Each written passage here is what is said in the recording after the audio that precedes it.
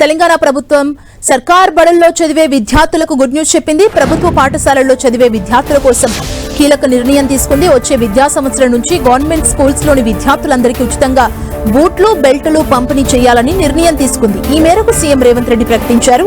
ఇప్పటికే విద్యార్థులకు 2 జతల స్కూల్ యూనిఫామ్లు ఉచితంగా ఇస్తుండగా బూట్లు, బెల్ట్లు కూడా ఇస్తే బాగుంటుందని విద్యాశాఖ చేసిన ప్రతిపాదనకు సీఎం రేవంత్ అంగీకరించారు. దీంతో ప్రభుత్వ పాఠశాలల్లో చదువుతున్న దాదాపు 20 లక్షల మంది విద్యార్థులు లబ్ధి పొందనున్నారు. ప్రభుత్వం ప్రతిష్టాత్మకంగా నిర్మిస్తున్న ఇండియా ఇంటిగ్రేటెడ్ రెసిడెన్షియల్ స్కూల్స్ లో మొదటి విడతలో బాలికలు ప్రాధాన్యత వారికి ఇవ్వాలంటూ అధికారులకు సూచించారు. అదేవిధంగా ఇకపై ప్రభుత్వ స్కూళ్లలో 1వ తరగతి నుంచి 10వ తరగతి విద్యార్థులకు ఉదయం అల్పాహారం కూడా అందించాలని సీఎం రేవంత్ రెడ్డి ఆదేశించారు.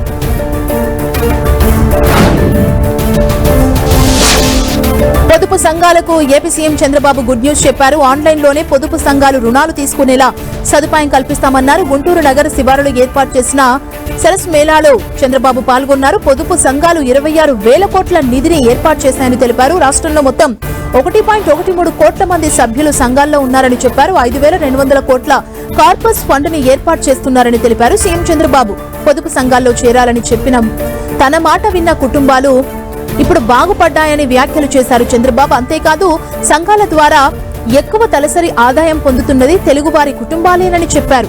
మహిళల శక్తి తనకు తెలుసునని, మన రాష్ట్రంలోని మహిళలు ఉత్తర భారతదేశంలోని మహిళలకు శిక్షణ ఇచ్చారన్నారు. మహిళా సంఘాలను సమర్థవంతంగా తీర్చిదిద్దడమే తమ లక్ష్యమని చెప్పారు.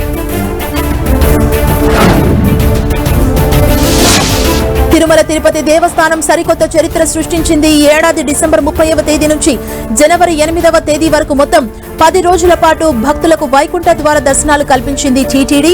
డిసెంబర్ 30, 2025 నుంచి జనవరి 8, 2026 వరకు తిరుమల శ్రీవారి ఆలయంలో 10 రోజుల పాటు వైకుంఠ ద్వార దర్శనాలు నిర్వహించారు. ఈ కాలంలో భక్తుల సందడి విపరీతంగా ఉంది.